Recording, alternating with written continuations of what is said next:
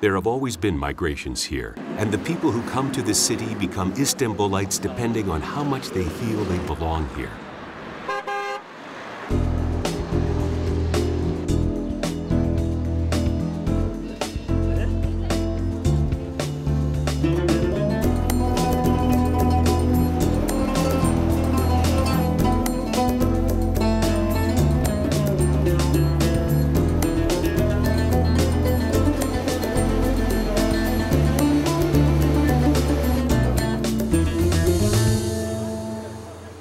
The flower market near the new mosque is one of the most bustling places in Istanbul. There's everything here: birds, cats, flowers. The merchants, most of whom who've come from out of Istanbul and settled here, sell all kinds of seeds from around the world. From its back door, you can make your entrance into the Spice Bazaar, which is nearby. This bazaar is, in fact, a part of the new mosque, and like the new mosque, it was built at the behest of the Sultan's mother, Hatice Turhan Sultan, in the 17th century. At that time, it used to sell only spices and medicinal herbs that came from Egypt. However, today, you can find almost any kind of merchandise here, from jewelry to herbs and spices, carpets, and even towels. It is also one of the oldest covered bazaars. But be careful so you don't get lost, as the bazaar has exactly 6 doors.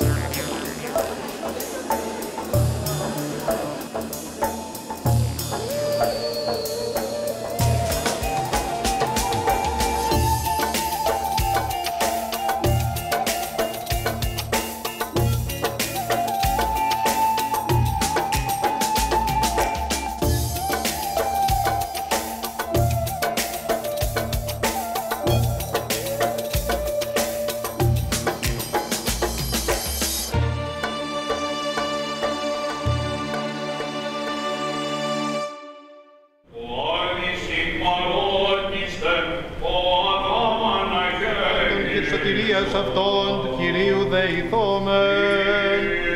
Υπερτουρίστην εμάς από πάσης δίψεως οργής, κινδύνου και ανάγκης του Κυρίου δεηθόμεν.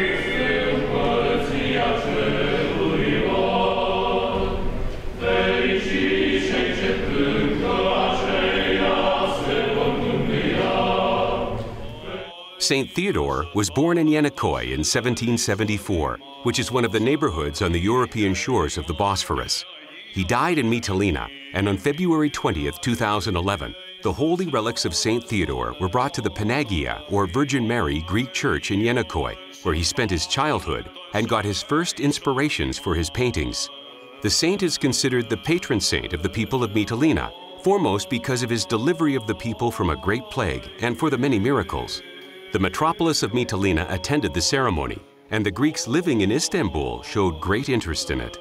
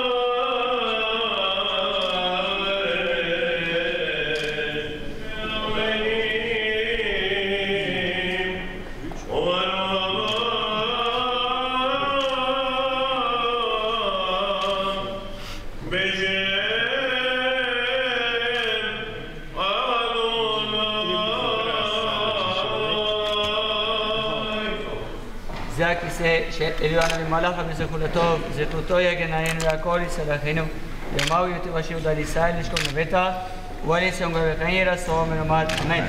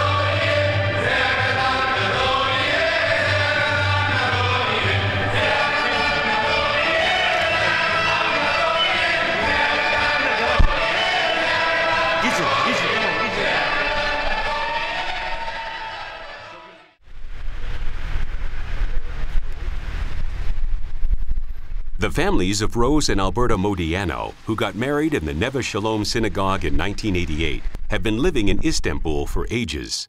Alberto is a photograph artist and gives lectures on photography. He also has several books about the Princess Islands, Istanbul, and Turkey. Rose is a teacher of English at Yildiz Technical University, Faculty of Foreign Languages. I like visiting churches and türbes. For example, Yahya Efendi in Ortaköy. We go and visit there, we pray there. We also go in İstiklal Caddesi. Maybe not many people know this place. I think the most impressive church. Surp Agop is the name of a saint and his grave is in that church. Every Tuesday people go there, people go to visit his grave. And they turn around his grave 3 times, make some wishes, and pray. We also did this. It was a nice experience. Istanbul is a very strange. You can't see things that you will see in Istanbul in another place in Europe or in other places. It's a unique. When I go to another country, I totally forget Istanbul. I want to forget Istanbul. I walk around, I see the history there because they are not changing the history. They like the old things. In contrast to Istanbul, I try to forget Istanbul, but I always want to return back to Istanbul. It's very interesting because it's something like love and hate. You hate because unfortunately, Istanbul is a very beautiful city, but they change it. They are doing everything to make the poor city uglier. Although it is like that, I still want to come back to Istanbul.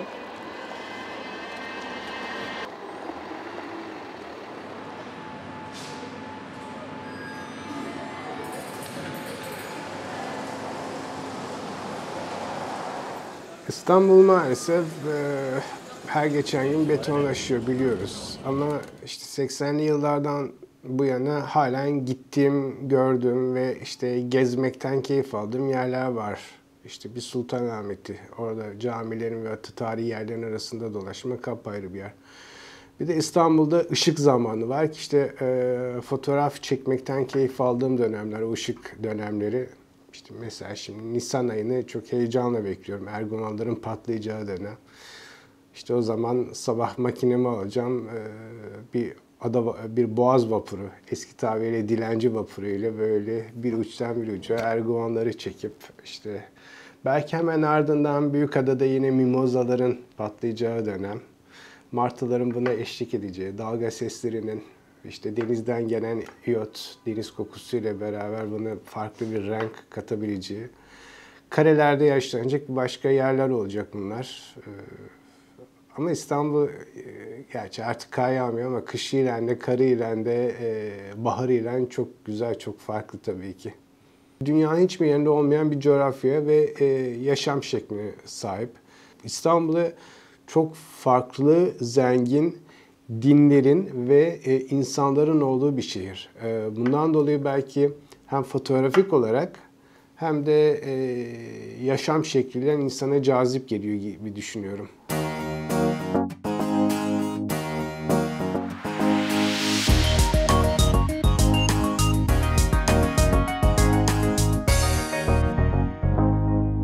The city walls of Istanbul remind people of a lot of things, such as the old Istanbul, Constantinople, Constantinia, gates, ports, ditches, palaces, roads leading to the city, wars, cannons, the conquest, and Fatih Sultan Mehmed, the Ottoman Sultan who ended one era and opened another. Today, these city walls, unfortunately, are surrounded by houses, trees, and irregular urban developments.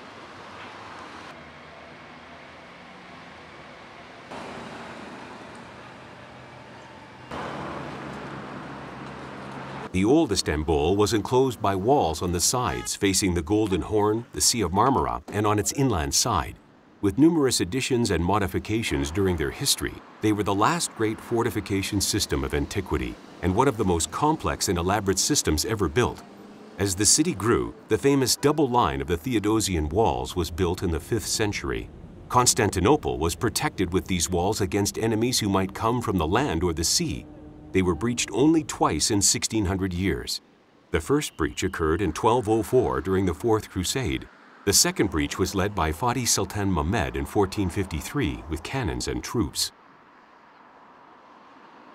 Fatih, who became a sultan at the age of 21, knew he had to conquer Istanbul, which was then a city trapped in a very small area within these walls, but still constituting a threat for the survival of his empire. He had really great difficulties during the long siege. Defeat in a sea battle on the 20th of April 1453 caused great distress. Fatih waited near Zeytinburnu during that battle, but this failure didn't intimidate him. He immediately assembled councils for consultation and announced he was not going to back out of his decision. The next day, the city walls on the Golden Horn started to be battered down. The engineers worked like bees, and only the advent of gunpowder siege cannons rendered the fortifications obsolete, resulting in the final siege and fall of Constantinople to the Ottomans on the 29th of May, 1453.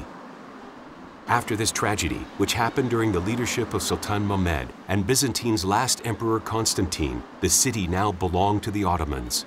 A new period commenced. The city was rebuilt as a Turkish Islamic city.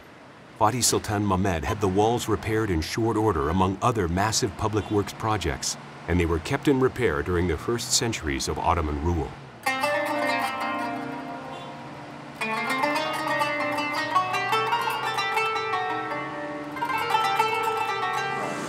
Bunlar her rengi var. Bak kırmızı var, beyaz var, sarı var, her çeşit var yani. İşte onu da öyle çok baktı da. Ama 3 lira diyorsun.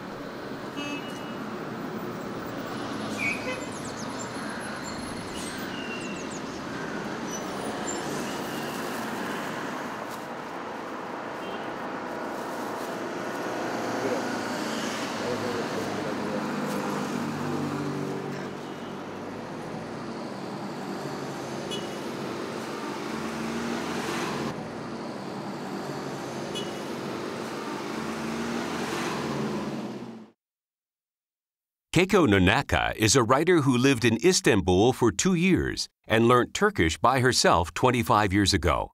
She has written books about Istanbul, and she likes coming to this city frequently. The name of her last book is Constantinople and Istanbul, the City of Tolerance. İstanbul'u anlatırken genelde söylenen bir tarzı var. İstanbul, Asya'sı ile Avrupa'sı ile Doğu ile Batı'nın birleştiği ve karşılaştıkları bir yer diye söylenir. Fakat ben o şekilde anlatmaktansa daha çok Avrupa ve Asya ve Doğu ile Batı'nın bir olduğu şehirde olduğunu anlatmaya çalışıyorum. Bunu görmek için tabii sizin eski imparatorluk saraylarınızın olduğu, hakimiyetlerin olduğu yeri görmek tabii ki bu bile yeter. hepsi aynı toprakta, aynı yer üzerinde farklı şeyler oluyor ve bunlar iç içe geçiyor ve eskiler yeniler tarafından içlerine alınıyor. Bu çok güzel bir şey. Yani burada ayırt etmek mümkün değildir. Bunu şimdiki hayatlarımızda da ben hala görüyorum. Ben şehri gezerken basta falan kullanmam, yürürüm. İşte karış karış sokakları bir yabancı olarak gezmenin çok büyük bir zevki oluyor. Ve hayal ediyorum. Mesela 1000 yıl önce, 500 sene önce, 300 sene önce burada kimler oluyordu, evet ne gibi kıyafetlerin dolaşıyorlardı. Tabii çeşitli insanlar olduğu için değişik şeyleri var.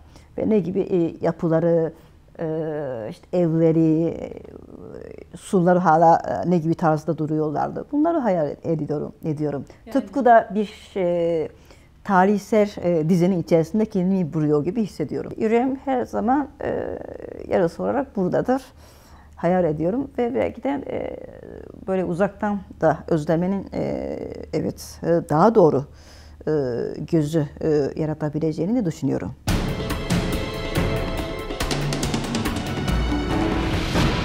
This is also a region where people with different religions and from diverse cultures live together.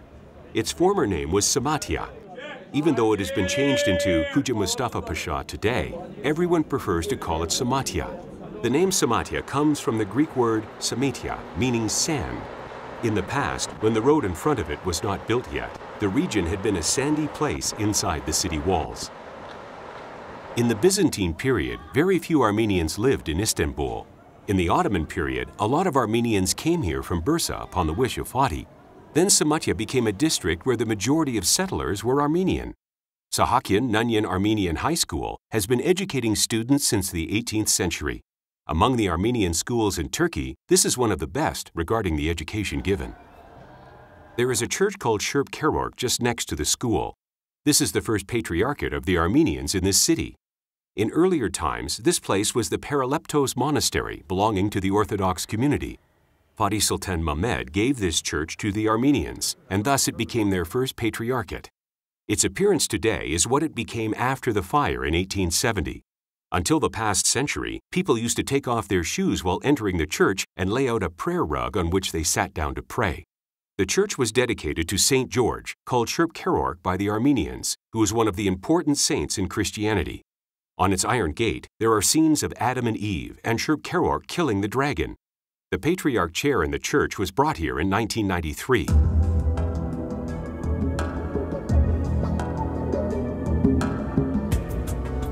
In the courtyard of the church, there is a hagiasma, or sacred spring, that dates back to the Byzantine period. This is why the Turks call this place Sulu Manastır, meaning the watery monastery.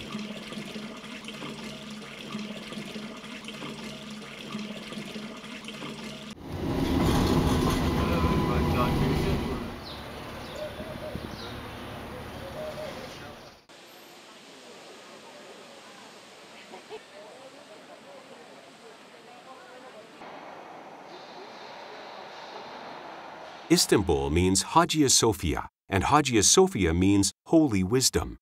This is the place where lots of important ceremonies took place during Roman and Byzantine times, before Fatih conquered Istanbul. The emperors were crowned here, victories were celebrated here, and criminals took refuge in here. The church we see today was inaugurated by the Eastern Roman Emperor Justinian in 537 AD. Hagia Sophia has been renovated many times throughout the period of both Byzantine and Ottoman empires and later in history. For 57 years during the Latin occupation between 1204 and 1261, the church was looted like everywhere else in the city. The Venetians took control of Hagia Sophia. After the invasion, this church and the whole city became too poor to be compared to its former state. This is a huge place that fascinates every visitor. Hagia Sophia has been restored many times. Its dome especially has been a problem all through its history. The last and biggest renovation during the Ottoman Empire was carried out by the Italian architect brothers Fossati. When Fatih Sultan Mehmed conquered Istanbul, he performed his first salat or ritual prayer here because this is the requirement of the Islamic Holy War. According to the Islamic rules, the first Friday prayer, Salat ul-Jama'ah, is performed in the biggest house of worship within the conquered city, and prayers are said for God's help and support. It wouldn't be wrong if we actually said Hagia Sophia survived until today thanks to Fatih Sultan Mehmed, as immediately after the conquest, he created a regular fund for the repair, maintenance, and endurance of Hagia Sophia. Below the church, there are lots of holy springs of water called Hagi Asmas, and since the old times there has been a belief that the water coming from a special column, called the Weeping Column, was a good remedy for the palpitations. Today, this column has become a wishing column, and every visitor sticks their finger into it and makes a wish, believing that their wish will come true if their finger gets wet. During the Ottoman times, the mosaics and the frescoes used to be covered with pieces of cloth. In the 18th century, they were covered in plaster. They did this to prevent the foreign visitors who came to see Hagia Sophia from taking pieces from the mosaics as souvenirs. In this way, the mosaics were protected.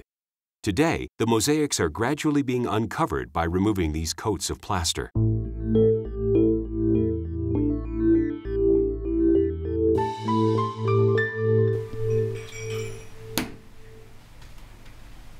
Mihail Vasiliadis is an Istanbulite who started work as a journalist when he was at school. Then he had to immigrate to Athens, where he lived for 25 years. Except for those years, he has spent his whole life in the city where he was born. Now he is the editor-in-chief of the newspaper Appoyevmetini. Appoyevmetini has been in print continuously since 1925 and means afternoon. Appoyevmetini has been prepared for print in Surya Passages since 1925. For the past 10 years, Vasiliadis has been preparing the newspaper's digital copy at home. Today, around 600 printed copies are sold daily through a few selling points in the city where traditionally rooms reside or are delivered by hand.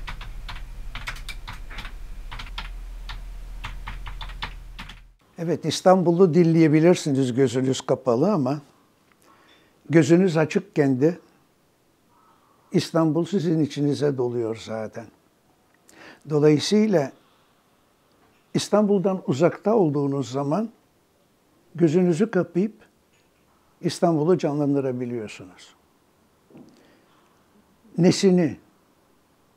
Yani günlerce İstanbul'u düşünseniz aynı şeyi 2 kere düşünmenize gerek kalmıyor. Sizi etkileyecek o kadar çok şey var ki. Hani havasını mı? Kavgasını mı? Gürültüsünü mü? Pazarını mı? Rahatını mı? Yollarını mı? Çamurunu mu? Her tarafını. Hepsinin güzel tarafı var, güzelliği var. Dolayısıyla İstanbul büyük bir esin kaynağı. İstanbullu olanın da zaten neden İstanbulludur? Çünkü yapacağı her şeyde esin kaynağı İstanbul'dan kaynaklanıyor. Mesela ben ressam olsam İstanbul'u çizerim. Müzisyen olsam, müzik yapsam, işte o adalarda rüzgar çam ağaçlarının arasından geçerken, o zamanlar vardı çamlar, şimdi yandı gitti kül oldu maalesef ama özellikle Burgaz Adası. İşte o boğazın sularının kıyıya çarparken çıkardığı sesler. Galata'daki hammallar, Köprü'deki vapuru bekleyen kalabalık. Hepsi bir ezgi. Hepsinden bir musiki yapılabilir. Dünyada böyle bu kadar çeşitli sesler, ezgiler verebilecek başka şehir var mıdır bilmiyorum. Ama İstanbul benim için özellikle köklerimin bulunduğu bir yer. Ve İstanbul'un kültürü kimsenin benimdir diyemeyeceği bir kültür. Ve her gelen bir şeyler katmış ve bir şeyler almış. Ve öyle bir şey ki İstanbul'dan hiçbir şey çizip atamıyorsunuz. Çizip atmak isteyenler oluyor. O kültürü yaratanı atabiliyorlar ama o kültür artık İstanbul'un o kadar DNA'ine işlemiş ki ister istemez onun varlığına boyun eğmek zorunda kalıyorlar. Dolayısıyla İstanbul'da feyz alan herkes bu kültürlerin içinde birlikte yaşayabilir. Zaten bir kere birlikte yaşadığımız sonra ayrı ayrı yaşamanın imkanı yoktur. Başka bir yere, başka bir toplumun içinde yaşamaya gidince İstanbul senin peşinden geliyor. Istanbul is a city of surprises. The streets, districts, salesmen, people, and buildings in this city bear no resemblance to the ones in other cities. Here, the distances are erased, and everyone can greet and talk to everyone else.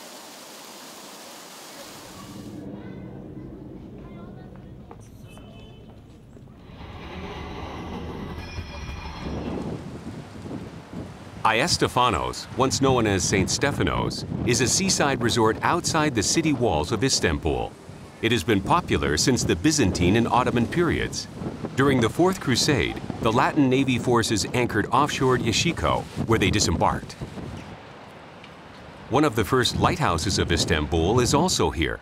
This lighthouse, built by the French engineers at Sultan Abdülmecit's request, dates back to the 19th century. It guides the ships which enter the Bosphorus from the Sea of Marmara.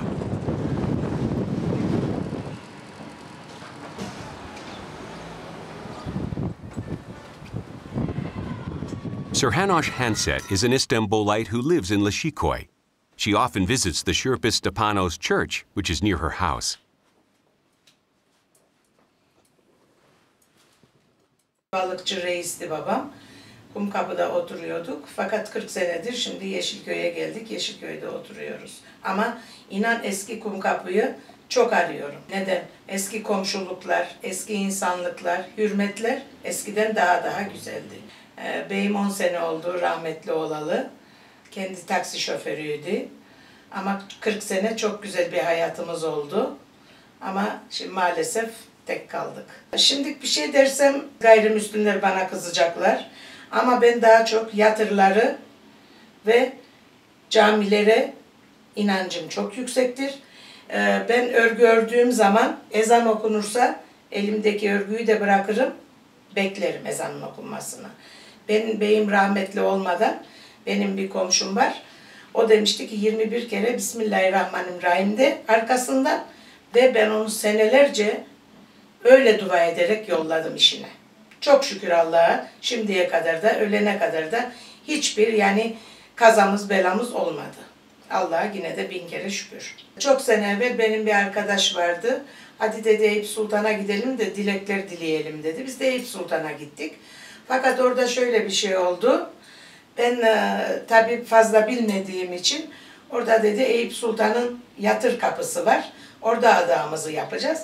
Ve dedi bana hani şöyle yerden ufak bir taş bulup adağını yaptığın zaman o Eyüp Sultan'ın duvar kapısına koyacaksın. Eğer tutarsa dedi muhakkak ki dedi adağın olacak.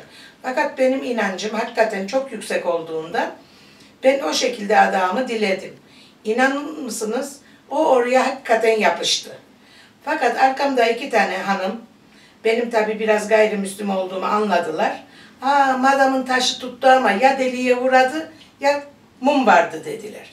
Fakat ben onlara döndüm dedim ki nasıl geliyorsunuz buraya bu kadar inançsızsanız. Benim dedim inancım çok yüksek ve taşı kaldırdım tekrar yerine koydum yapıştı. Ondan sonra inanmazsınız belki ama birkaç ay sonra bu oturduğum daireyi Allah baba kısmet etti aldım ve tekrar Eyüp Sultan'a teşekkür etmek için gittim.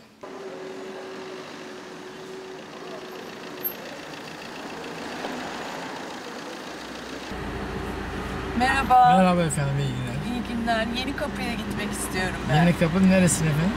Yenikapı kaza alanına lütfen. Tamam efendim. Biliyor musunuz Yenikapı kaza alanını? Evet, biliyorum efendim. Peki orada neler olduğunu biliyor musunuz? Hayır efendim, bilmiyorum. Bilmiyorsunuz. Bilmiyorum.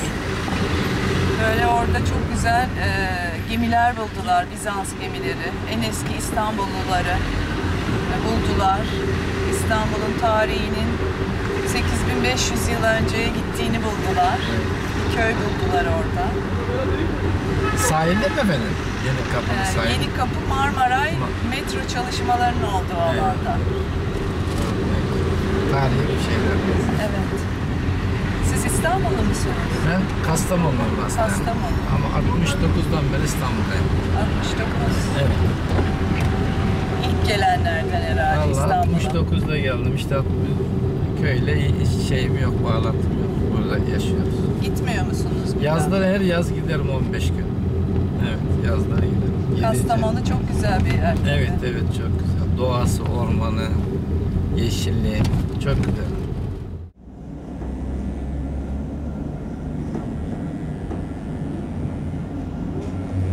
Yeni Kapı got its name from a gate that was built here in the Ottoman period.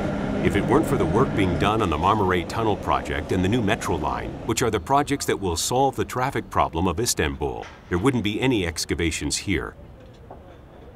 The excavations undertaken by the Istanbul Archaeological Museums have been continuing since 2004, and more than 500 people are working here. It is not very easy to understand what is going on here when you look at the site. These wooden pieces are the remains of several piers. Here, the harbor of Theodosius, which was known from the books only, was unearthed along with the remnants of 35 shipwrecks. This harbor could be the largest one of the ancient world. After the 13th century, the harbor was filled with alluvium carried by the river that flowed into the sea from here. That is why the piers and the ships are supposed to date back to earlier times. What startled the archaeologists most at this site was their discovery of a prehistoric village settlement from 8,500 years ago.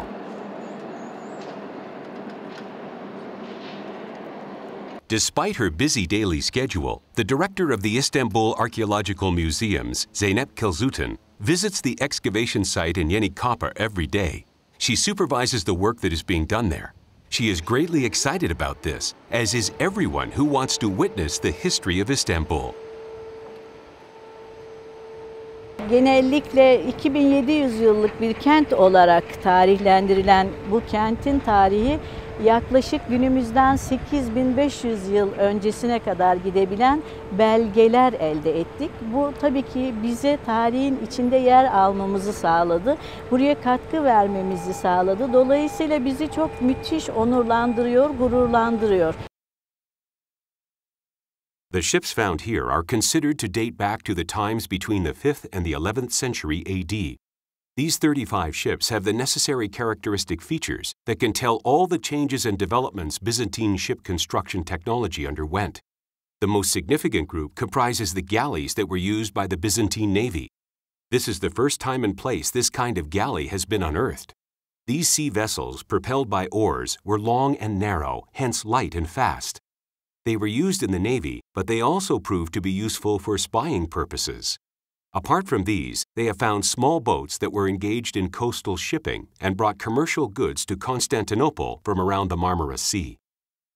All of the studies about the ruins of the sunken ships are being carried out by Ufuk Kocabaş from the University of Istanbul and his team. Açık denizlerde kullanılmış olan tekneler var, gemiler var. Bunlar da Akdeniz'de ya da Karadeniz'de kullanılmış olan oldukça büyük ölçekli gemiler. Bunlardan bir tanesi üzerinde hala çalışmalarımız devam ediyor. 5. yüzyıla ait bir gemi bu ve büyük bir olasılıkla Mısır'dan Konstantinopolis'e olan tahıl ticaretinde kullanılmış gemiler. Tabii o dönemin ticaretini düşündüğümüz zaman hani tahıl nasıl bir önem taşıyor? Yani bunu kafamızda belki hani bugün biz biraz canlandıramıyoruz ama hani petrol dediğimiz zaman evet bugün en önemli ticari metalardan bir tanesi. Uğruna savaşların yapıldığı, piyasasının olduğu çok önemli bir malzeme.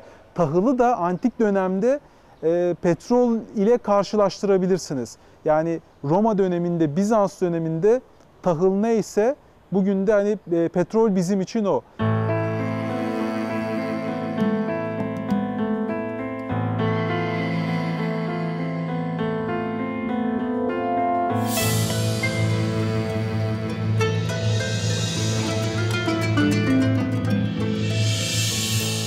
Bunlar bu kent limanının ticari ilişkilerini, diğer limanlarla olan ilişkilerini gündeme getirdi ve çok büyük katkı sağladı. Özellikle gemi teknolojileri açısından elde edilen buluntular bilim dünyası için önemli sonuçlar doğurdu.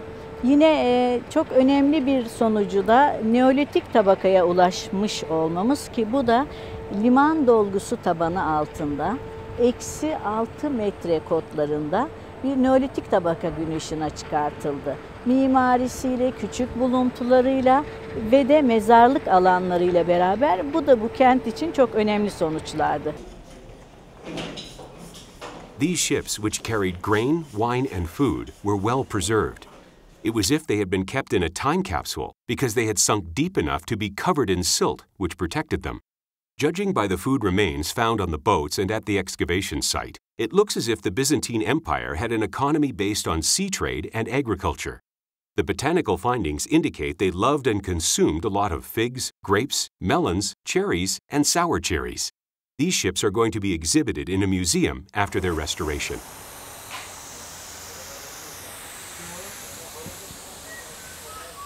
Kazı alanı yaklaşık 50.000 metrekarelik bir alanda kazı yapıyoruz. Dünyada da alan itibariyle bakıldığı zaman çok büyük kazılardan bir tanesi.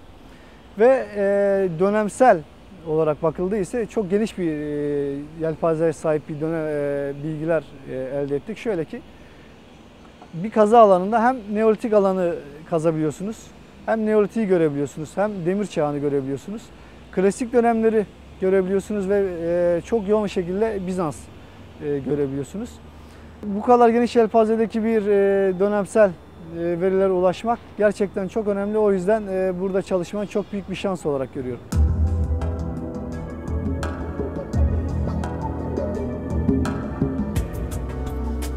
The number of small artifacts uncovered in the Yeni Kapı excavation has exceeded 30,000, and they include daily life objects such as combs, statues, oil lamps, ceramics, coins, jewelry, and many more works of art. The wood and leather sandals are very interesting. On the bottoms of some of them, there is an inscription which says, "Wear them in health, lady, and enjoy wearing them." The archaeologists take pride in being a part of such a significant excavation going on in the center of Istanbul. As they race against time, they sometimes work 7 days a week. Since they spend their whole time here, they have planted flowers in pots and they feed cats and dogs. Paspas is the favorite dog of the excavation. He's got a cute name meaning doormat. When the excavation started, he was taken somewhere far away by the municipal authorities. But 2 months later, Paspas somehow found his way back here. This may be the reason why the archaeologists favor him.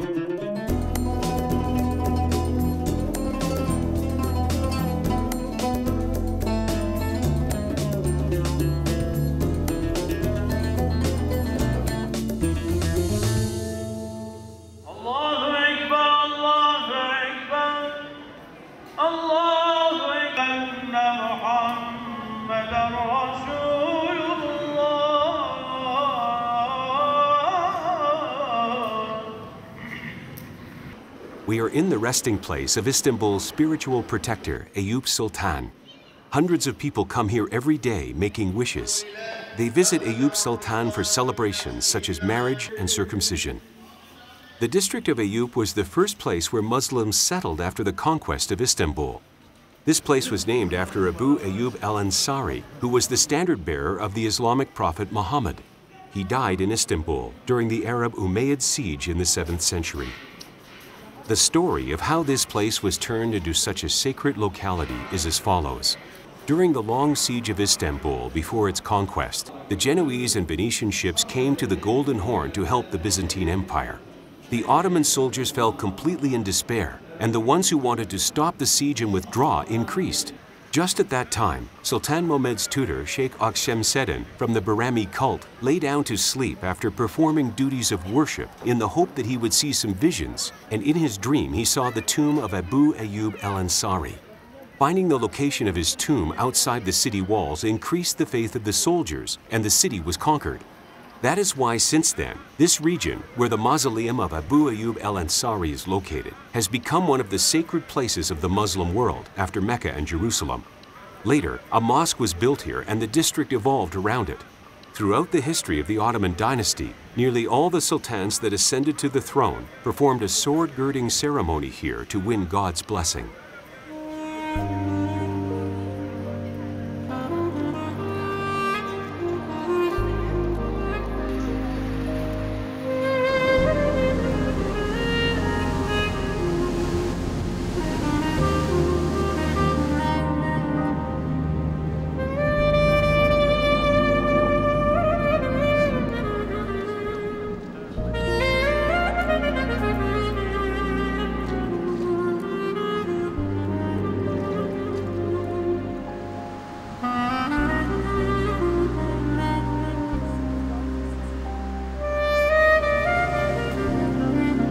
The Jewish community has been living in Balat for hundreds of years, but today there are only 20 families left. This is because most of them have moved to the newer side of the city, as the migrations to this region have increased during the last century and a half, making the Galata region a more prosperous place. It is a well-known fact that the Ottomans always welcomed the Jewish people. This tradition that began with Fatih continued in the following centuries. Arita was the first synagogue of the Jews in the Ottoman period. It was built by the people who came from the town Ohrid in Macedonia. It belongs to the 15th century. The bima of the synagogue is in the shape of a prow. According to some sources, it symbolizes Noah's Ark. To some others, the galleys that brought the Sephardi Jews from Spain to the Ottoman harbors. Most of the families who have lived here for long prefer Arita Synagogue for festival celebrations.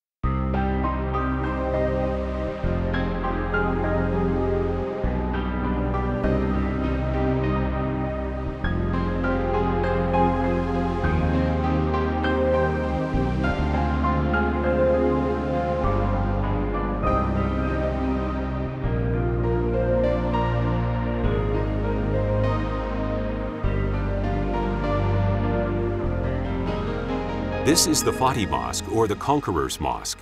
The Church of the Holy Apostles, the Havarian Church, used to be here, and the tomb of Emperor Constantine, who was the founder of Constantinople, was constructed at the lowest level of the church. This was the second most important sacred place of worship of the Byzantine after Hagia Sophia. Constantine died in his villa near Izmit, just as he was going to a new war. In compliance with his will, he was buried here. During the Fourth Crusade, the Latins destroyed this church, and with the subsequent earthquakes, this place lay in ruins. While Fatih was trying to revive the trade after the conquest, he had public houses and new ports built. In order to make the city a center of education and art, he also had madrasas or schools built in the region. Eminent scholars and intellectuals moved into this place. The mosque dates back to the 18th century. It was rebuilt after having collapsed in the major earthquake. The mausoleum of Fatih is in this mosque. Fatih, who ran the Ottoman Empire for 31 years, enacted a lot of new laws, spoke several languages, and wrote poems, passed away on May 3, 1481. His dead body was mummified by a palace guard and entombed in this mausoleum.